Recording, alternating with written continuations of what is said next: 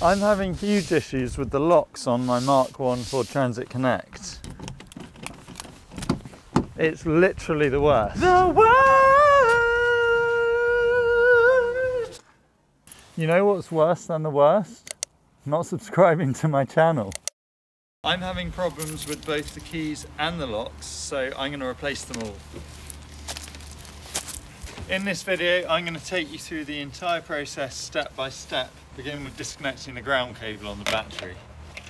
And I would do that if I was using the key that worked.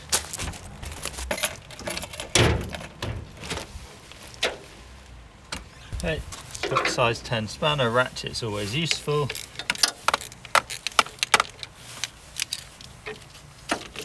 There we go. I can tell from the markings on the keys that this one with the Ford badge is the original, and this one would have been cut as the spare, but as time went on, the original Ford key became too worn, so the spare became the main, and now the spare has also become quite worn. One option would be to pay an auto locksmith to obtain the TIB code, cut new keys and code them to the van. This would cost around £100, which is money that I don't have. I began with the locks on the front doors. To access these, you need to take off the door card first. To remove the door card, you'll need a stubby Posi 2 screwdriver to get to the more awkward screws on the inside edge of the door.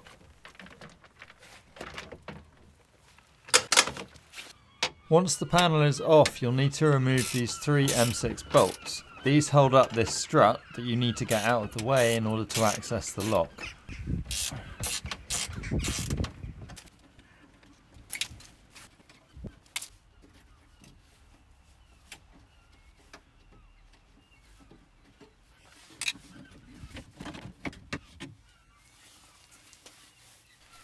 Then remove this cable protector to gain access to the locking tang. It's quite awkward to reach. You need to give it a good tug and it should just pull out sideways. This provides access to the lock cylinder release button, which you can push with a screwdriver, freeing the barrel to twist inside the mechanism and then pull out. To get the new one in, you need to have the button pushed in, and you can turn the key to lock it in place, allowing you to slide the new barrel into the opening. Then you turn the key, which releases the button and holds the barrel in place. The purpose of the locking tang is to prevent anyone from tampering with the lock from the outside. You have to open up the door and reach inside in order to remove the lock. Removing the lock on the back door should be a more or less identical process. Remove a piece of trim, remove the locking tang, replace the lock. In my case, it wasn't so straightforward. The tumblers or pins, which are positioned within the lock cylinder to match the specific pattern of the key, were worn. This meant that it was impossible to push the lock cylinder button from the inside, meaning that I had to take a much more drastic approach to removing the lock.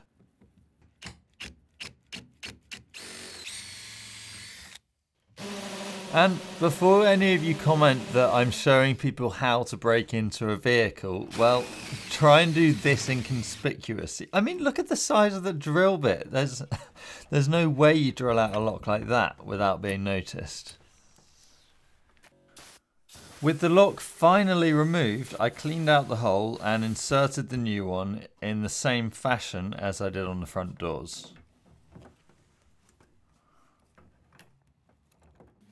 So we've now approached what I thought should have been the halfway point. 3 locks down out of 5, 2 front doors and the back door with the bonnet catch and the ignition still to do. There's no lock on the side door because I have remote locking.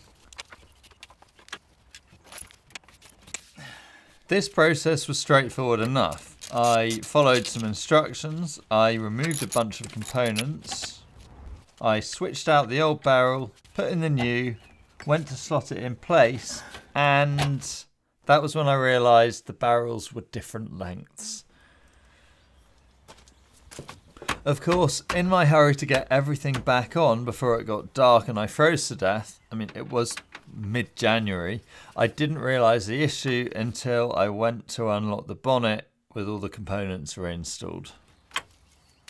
Useless. My solution was to disassemble both of the cylinders and then transfer the tumblers from the new cylinder into the old one so I could use my new key in the old cylinder.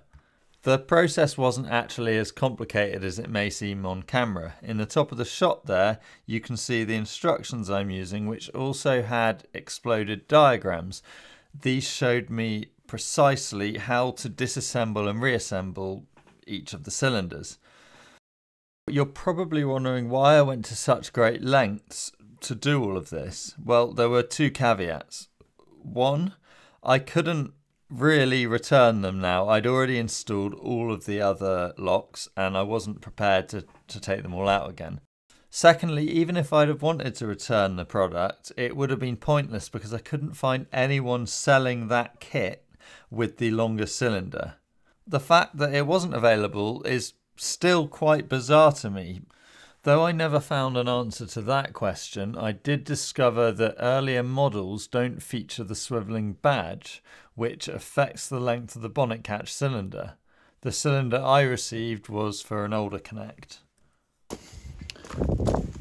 Basically what we're doing is we are programming this chip, this transponder chip, and linking it to the vehicle. So drop that back into the key. Now I already did this and forgot to record, so I'll explain to you the differences of what you should see and what you see here.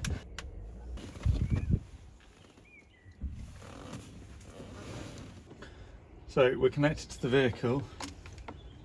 We're going to go into service procedures, PATS programming, and run the service procedure. Come on. I'll leave you to read that. I'm not going to because I've done it before. Okay. Right. We want to do ignition key programming. Okay. So we're going to turn the ignition off. Insert our new key in to the ignition. Put it to position 2. And then press OK. Code and access requires an exchange of information between the vehicle PATS system and a central database. The database will then return code which will allow security access to the PATS system. Continue. And basically at this point you can have these devices that generate codes for you. I guess it's quicker. This process takes about 2 or 3 minutes. But yes, I would like to generate an encode via the software.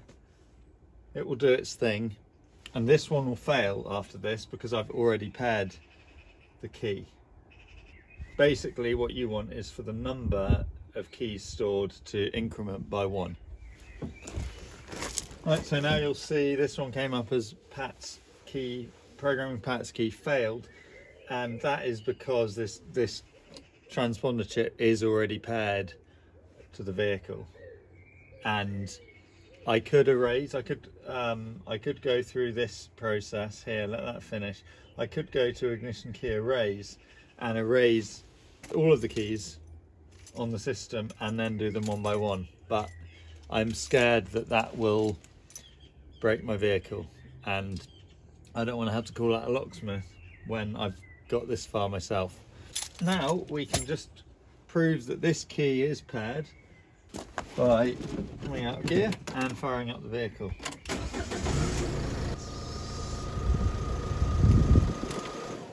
Well, there you have it. A video that took me about at least a year, I think, to make and do all the parts to it.